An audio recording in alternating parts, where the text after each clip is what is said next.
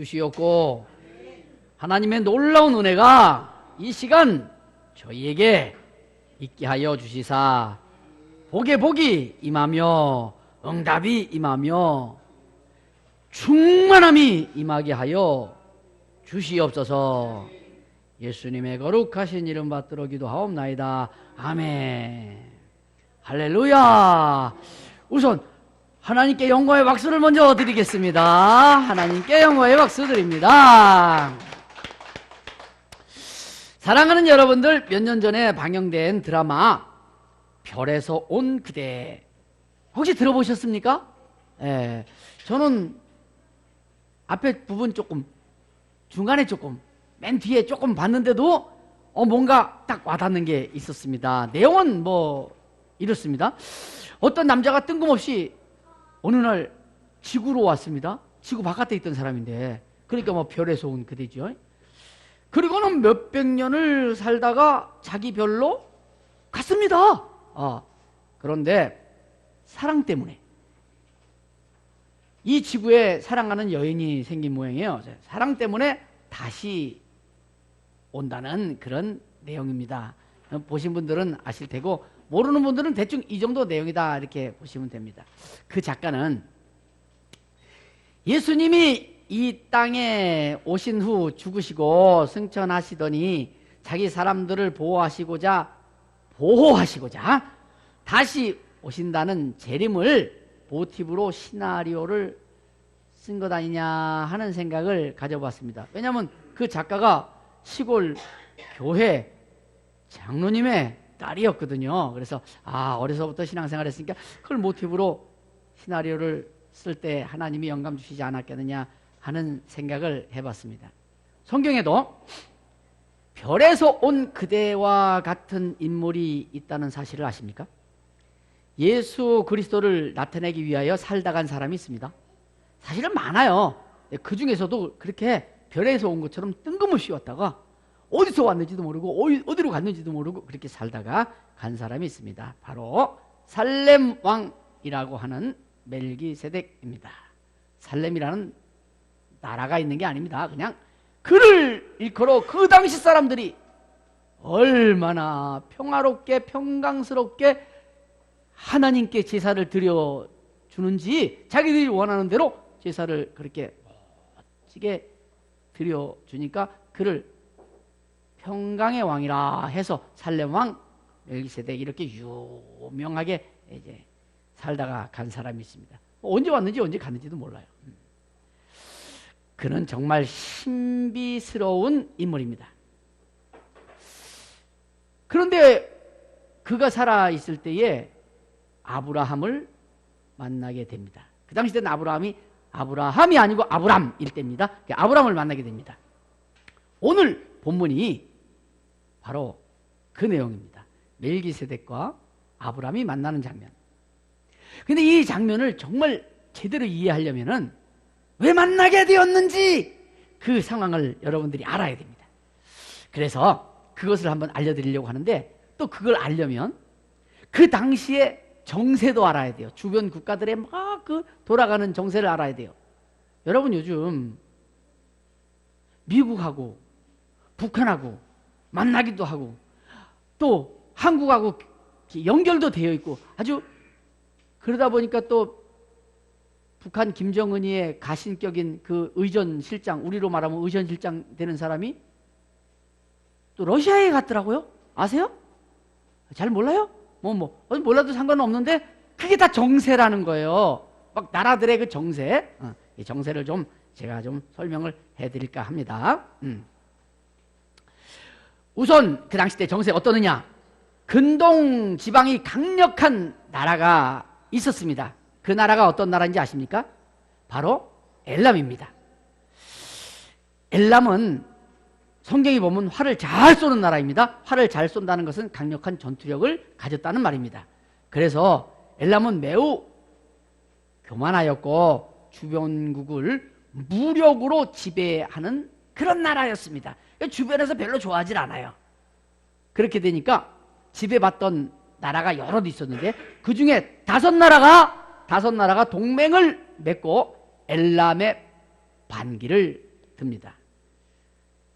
엘람은 그 반기든 5나라를 이제 다시금 침공합니다.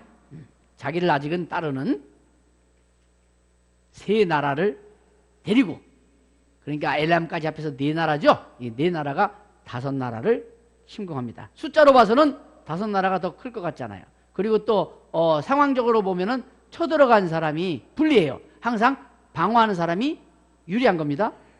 그럼에도 불구하고 엘람은 강력한 나라였습니다. 반기를 든 5나라가 맥없이 패하고 말았어요. 더더군다나 여기 전쟁터가 어디였냐면은 요즘으로 말하면 사해 근처였습니다. 사해 근처였다고 하는 것은 엘람에서는 그래도 멀리 떨어져 있는 거예요. 여러분, 그 다니엘이 환상을 봤을 적에 어디서 환상을 봤다 그랬냐면 엘람도 수산성에 있었는데, 이런 말이 있어요. 그 수산성은 엘람의 수도이고, 엘람이라는 나라는 굉장히 큰 나라입니다. 그러니까 엘람은 어디냐면 유브라데 위쪽이란 말이에요. 아, 지도를 안 보여주니까 여러분이 어떻게 느낄지 모르겠는데, 뭐 대충 말하면 유브라데가 여기라면 지금, 그러니까 엘람도 이 수산성은 여기라면 지금 말하고 있는 사해는 여러분 아시잖아요. 갈릴리에서부터 쭉 내려와서 사해 바다에 있는 거 아시죠? 그러니까 멀어요. 그러니 거기서 원정 오려면 꽤 멀거든요. 거기까지 오려면 지치거든요. 그리고 남의 나라 지형도 다른데 불리하거든요. 그럼에도 불구하고 이 5나라가 맥없이 무너졌습니다. 왜요? 그만큼 엘람의 군사들의 무기는 강력했고 그 힘 자체를 그 어떤 나라도 당할 수가 없었습니다. 그러면 정말 이렇게 되다 보니까 그 엘람이라는 나라 한 가지 좀 미리 말씀드리는데, 엘람은 그 후에도 강력한 나라로 있다가 바벨론에 의하여서 망할 때까지 강성한 나라로 있습니다. 그러니까 몇백 년을 더 이제 강력한 나라로 있는 겁니다.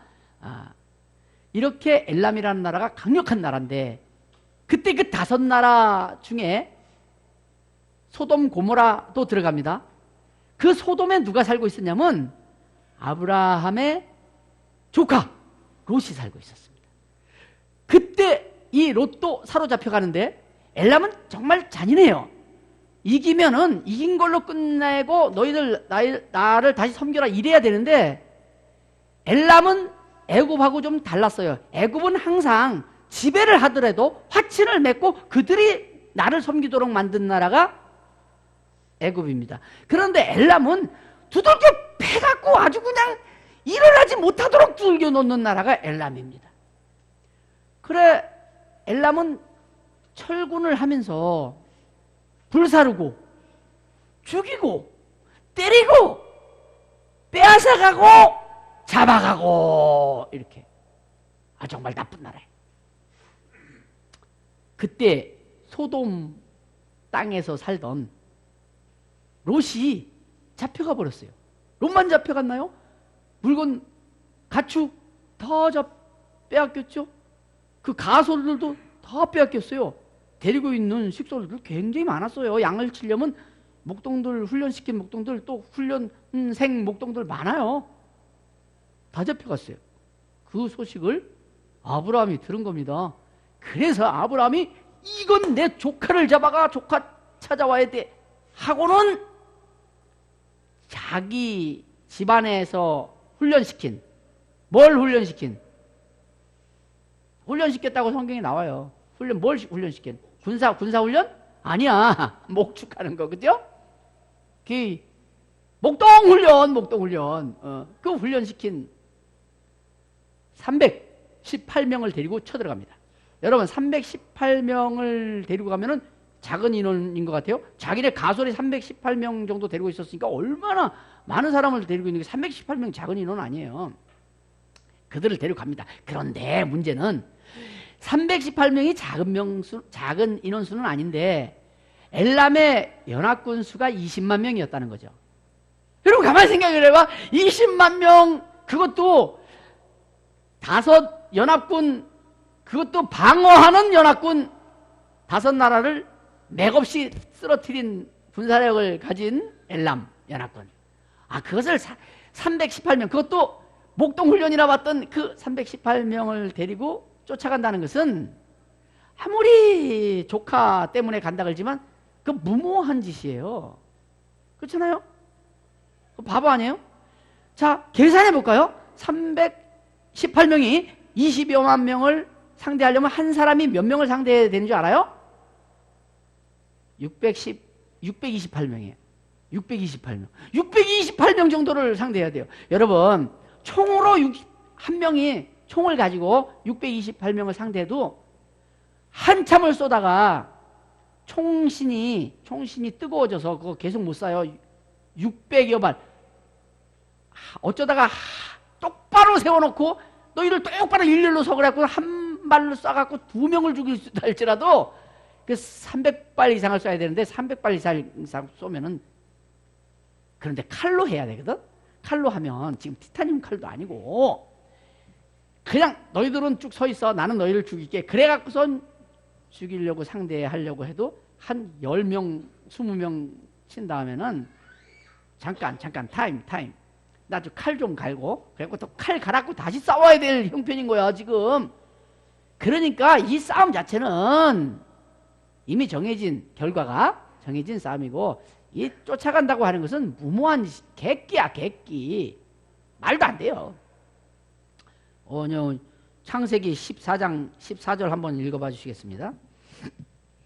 아브람이 그의 조카가 사로잡혔음을 듣고 집에서 길리고 훈련된 자 318명을 거느리고 단까지 쫓아가서. 아멘.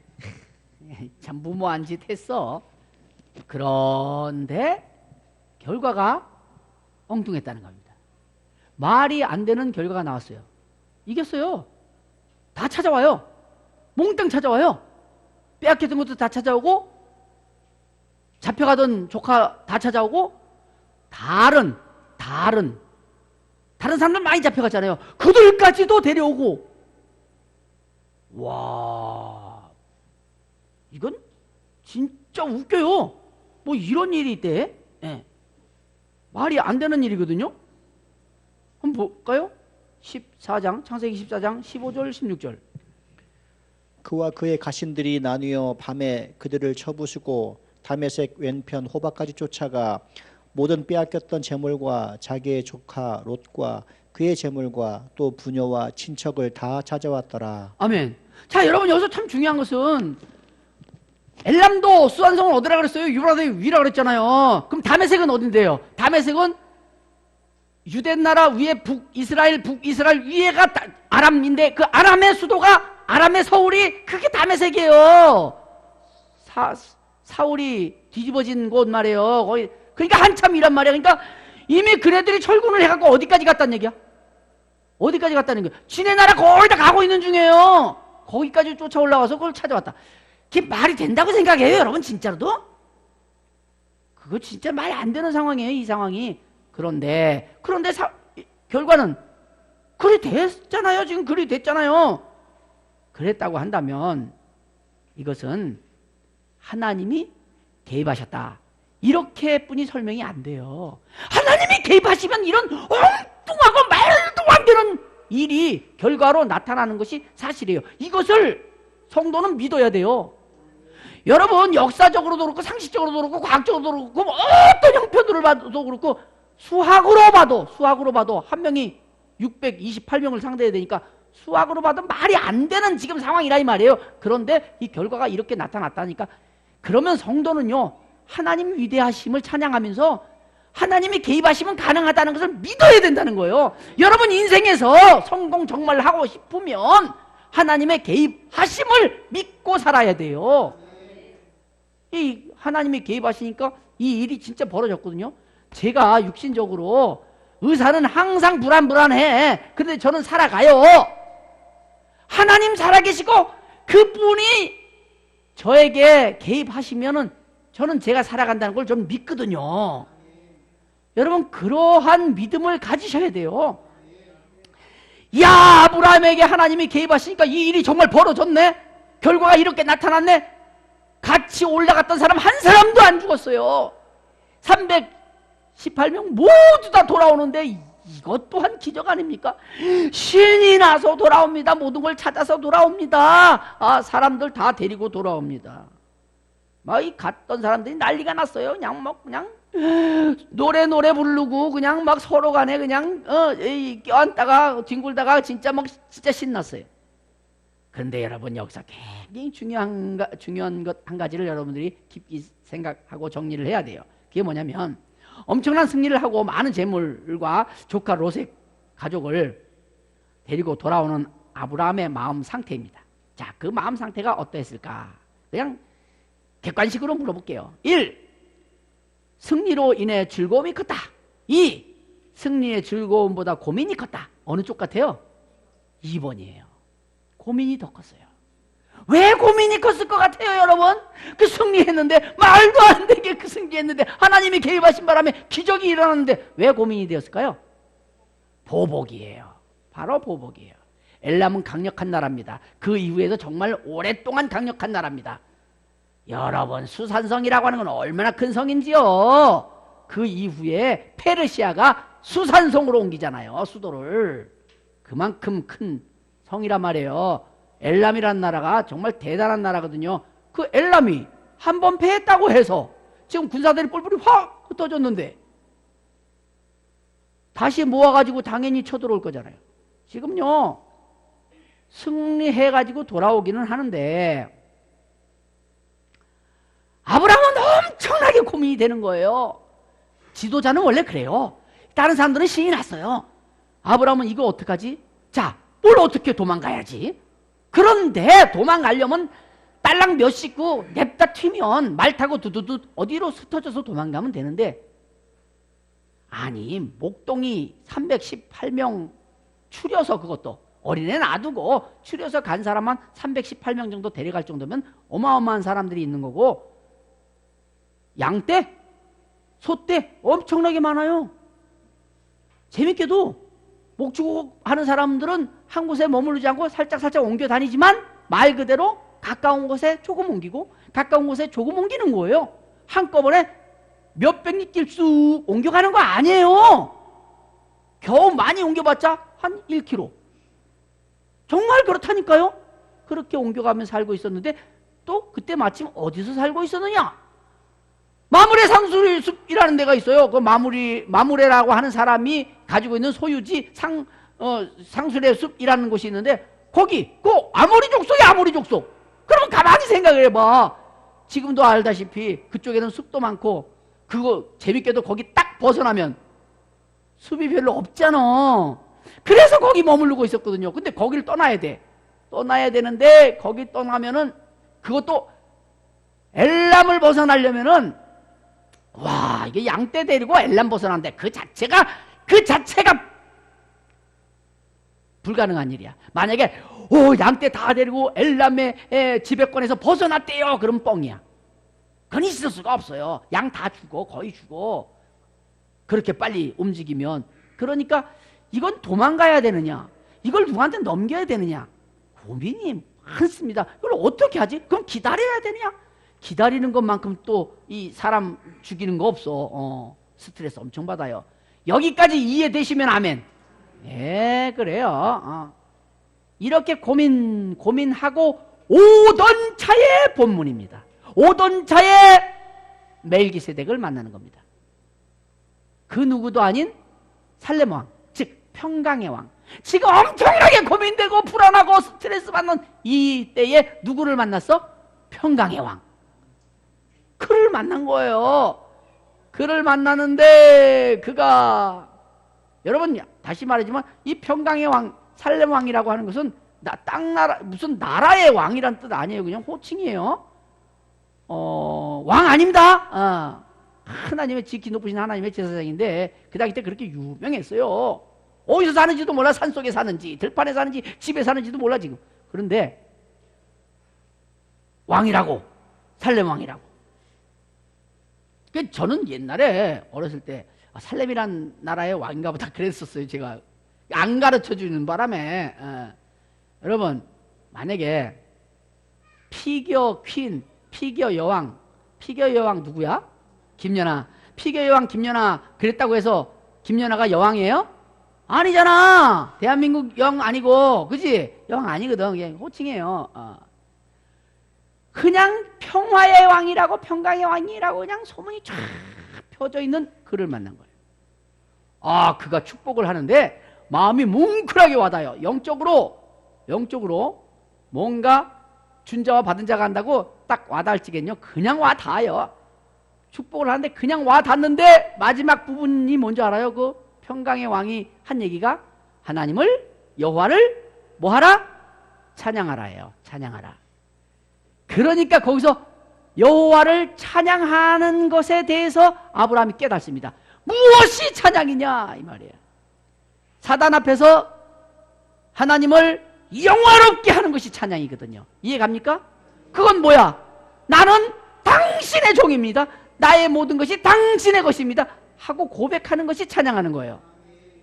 그래서 거기서 야 찬양합니다 하고 11조를 드리는 거예요. 다시 말하면 11조는 뭐냐면 나는 이제 도망가야 되는지 여기서 엘람을 기다려야 되는 것인지 정말 고민된다 이러면서 오던 아브라함에게 살렘 왕이 와서는 네가 지금 이기고 돌아올 수 있었던 것은 너의 힘이 아니고 하나님이 너와 함께 하신 것이다 하는 것을 알려주신 것이고, 그 다음에 사실 이 살렘 왕 멜기세덱은 누구를 예표하는 거라고요? 그리스도를 예표하는 거예요. 그 11조를 드리고자 하는 마음이 확 들도록 찬양하라 하고 명을 내렸어요. 그러니까 아브라함은 뭘 느낀 거냐면 10의 1. 여기서 한 가지. 성경에 11조 맨 처음에 나온 그게 여기에요. 성경 11조에 대한 얘기가 처음 나오는 거예요, 지금. 그리고 아브라함이 그걸 드리면서 뭘 요구한 건지 알아요? 그러면 엘람으로부터 저를 보호해 주세요. 엘람 쳐들어갔을 적에도 말도 안 되는 싸움이었는데 하나님이 저를 보호하셨다는 거죠. 그러면 제가 하나님을 찬양합니다.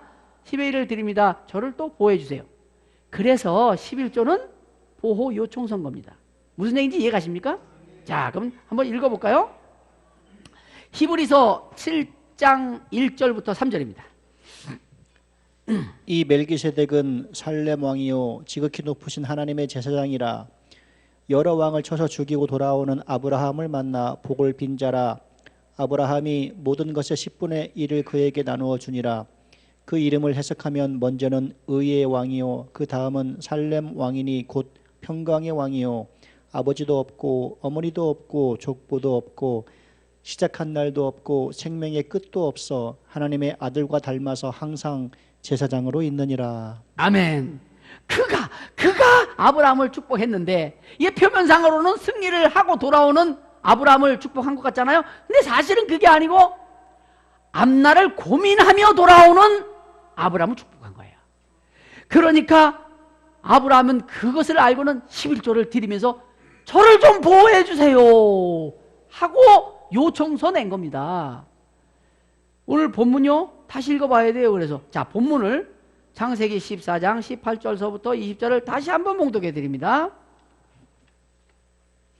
살렘 왕 멜기세덱이 떡과 포도주를 가지고 나왔으니 그는 지극히 높으신 하나님의 제사장이었더라. 아멘. 여기서 떡과 포도주는 여러분 어디서 많이 들은 얘기 아니에요?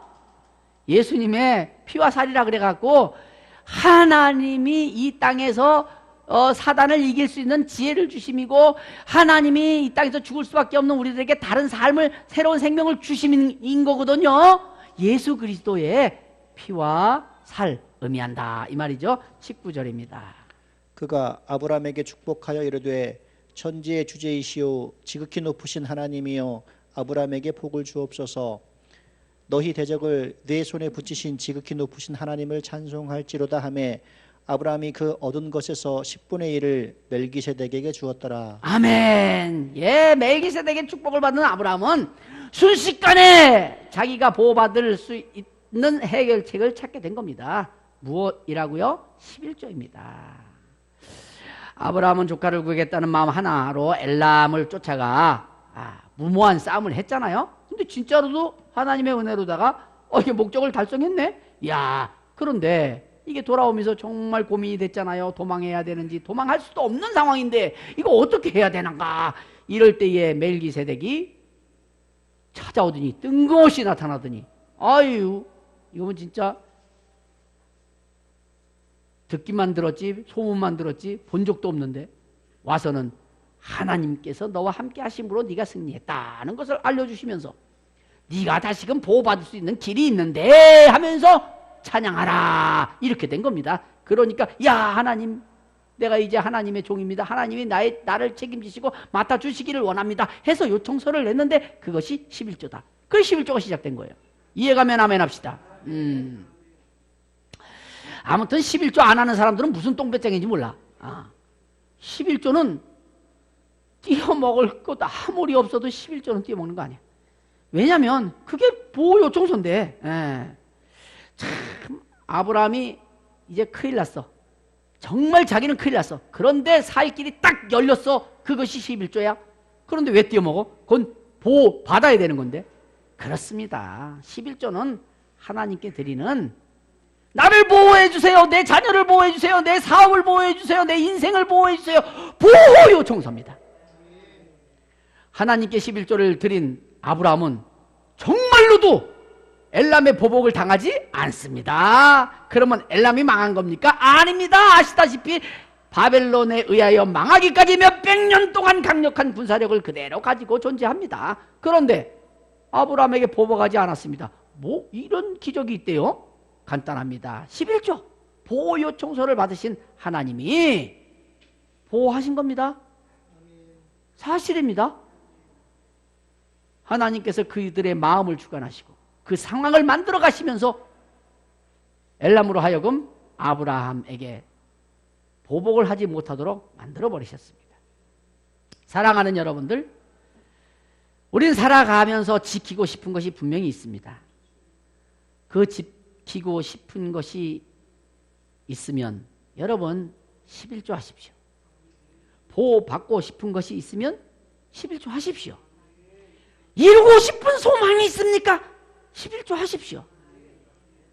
큰 재물일수록 큰 것을 지키고 싶을수록 11조 하십시오. 작은 11조 얼마 안 되니까 나름 11조 드려야 된다 생각해서 드립니다. 그런데 큰 11조 되면 망설여집니다. 왜요? 보호 요청서인 걸 모르거든. 아니 10만 원 드리면 10만 원 11조 만 원 드리면 10만 원 보호를 받는 건데 10만 원 없어도 살아가요. 그런데 여러분 한 10억을 받게 되었네. 10억을 받게 되면은 1억을 드려야 되니까 망설여지죠. 그런데 10억은 지켜야 되잖아. 아니 솔직히 말해서 10억이 커요? 10만 원이 커요? 10억이 크잖아. 그럼 10억은 더 보호받아야 되잖아. 따라서 큰 것일수록 더 기를 쓰고 11조 하시라고 그 말이에요. 11조는 어차피 보호요청서인데 왜 크다고 망설여지냐고. 그거 어리석은 거 아니에요? 예수님 그러셨어요. 너희가 지혜롭대 뭐처럼 지혜로우라고? 뱀처럼 지혜로우라고. 뱀은 사단을 상징하는 건데 그 사단의 지혜로운 만큼 가지려는 거야. 사단이 무슨 지혜를 가졌는데? 사단은요 하나님 말씀이 이미 정해진 것은 자기가 바꾸려고 안 해요. 한번 했다가 딤팡 당했거든. 그래서 안 해. 사단도 알아. 사단도 알아. 하나님이 이미 정하신 것은 바뀌지 않는다는 거. 그런데 11조는 하면은 그거 10분의 9 지킴 받는 거고 보호 받는 거고 이게 정해진 건데 왜 큰 11조라고 해서 그거를 망설이냐 이 말이에요. 여러분 자녀가 잘 되길 바라요. 그러면 자녀를 위한 11조 반드시 하시고 자녀에게 용돈 줄 적에 너 이거 11조부터 드리고 써라 하고 가르쳐야 돼요. 그런데 이 사람들이 어떻게 된 게 용돈을 주면서도 11조를 안 가르치네. 아니 그냥 애를 갖다가 내놓으면서 하나님의 보호는 갖다가 무시해버려. 이거 얼마나 어리석냐 이 말이에요. 사단도 이런 짓을 안 해. 사랑하는 여러분들, 어떤 사람이요 당뇨에 걸렸어요. 이 당뇨라고 하는 게 참 이게 병의 근본이야. 당뇨에 걸리면 큰일 나. 그러니까 하는 게 아유 내가 당뇨에 걸렸다고 이거 어떡하냐고. 이게 진짜 의사가 도리어 위로를 하면서 이게 다스리기만 잘하면 돼요. 잘 다스리세요. 이렇게 얘기를 합니다. 그래도 그냥 근심 걱정이 많아. 근데 한 사람은요 똑같이 당뇨에 걸렸어요. 근심이 없어. 걱정을 안 해. 왜 그러냐고 물어봤더니 자기는 11조 생활 잘한대. 비록 하나님이 어떤 이유에서 나에게 당뇨를 주셔갖고 나를 지금 조심하게끔 다른 일 때문에 이 당뇨를 주셨는지, 당뇨에 오면 조심하잖아요. 그러니까 그래서 주셨는 것 같은데 자기는 어쨌든 11조를 하니까 보호받기 때문에 이것 때문에 걱정은 안 한다는 거예요. 그게 11조라니까. 11조는 철저하게 보호 요청서야. 누구에게 드리는? 하나님께 드리는. 만군의 여호와, 전지전능하신 분. 전지전능하다는 뜻이 뭐라고요? 내가 이 땅에 살아가면서 필요한 것, 그것을 공급하여 주실 수 있는 능력 있는 분이란 뜻이에요. 그 전지전능하신 능력자 하나님, 능력의 하나님, 그 하나님께 나 보호해 주세요 하는 보호 요청서를 써. 그게 바로 11조라 이 말입니다. 사랑하는 여러분들, 그렇습니다. 11조 분명히 보호 요청서 맞습니다. 건강이 필요하다면 반드시 11조 드리면 되니까 드리십시오. 여러분 소망하는 것이 있으면 드리십시오. 큰 것을 가지고 있을수록 드리십시오. 그래야 보호받습니다. 11조를 반드시 드림으로 보호 요청서를 하나님께 올려놓고 평강하게 살아가는 성도가 될지어다 기도합니다. 하나님 11조 보호 요청서임을 알았습니다.